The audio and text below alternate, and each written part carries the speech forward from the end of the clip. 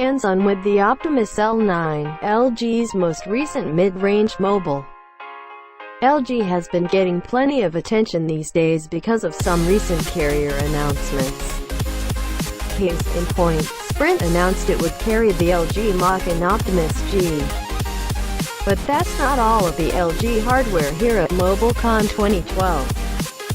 T-Mobile recently outed a new LG device of its own, the decidedly mid-range Optimus L9, and I spent a few moments getting to know it a little better.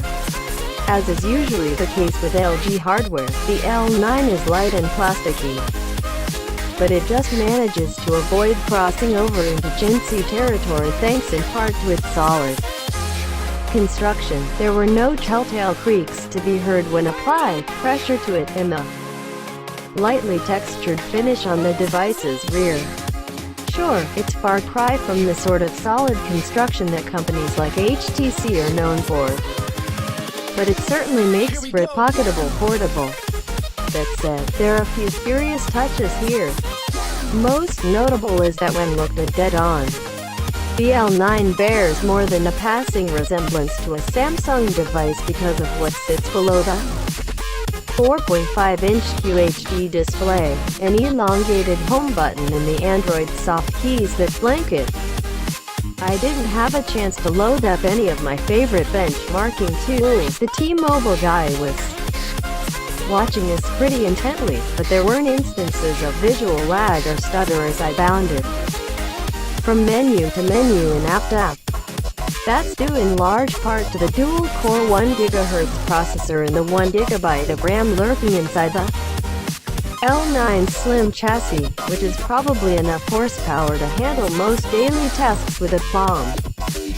But I'll have to hold off on issuing final judgment for now, save for the particular flavor of carrier bloatware loaded onto the L9. The software is awfully similar to the version I spotted when playing with LG's Mach earlier today. To provide a quick recap, LG's customer Android overlay doesn't seem quite as offensive as it has in days past. It feels lighter and less obtrusive, an approach it seems that more and more Android device OEMs have decided to adopt recently. The end result is a device that in some ways thoughtfully manages to augment Android with some neat additional features without slowing it to a crawl. That said, T-Mobile seems to have sunk its claws into the device more so than Sprint did with its LG hardware. The L9 packs just a few more preloaded apps and a persistent notification indicating your account details, minutes used, text sent, etc. In many ways, I feel the same way about the L9 as I do about the Mach. It's a perfectly serviceable device with its share of nice flourishes, but it just doesn't stand out very much.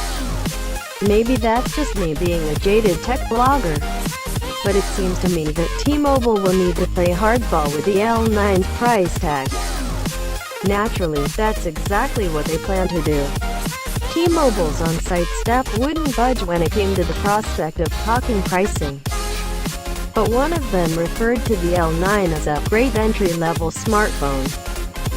In other words, it should be nice and cheap whenever the carrier finally decides to launch it.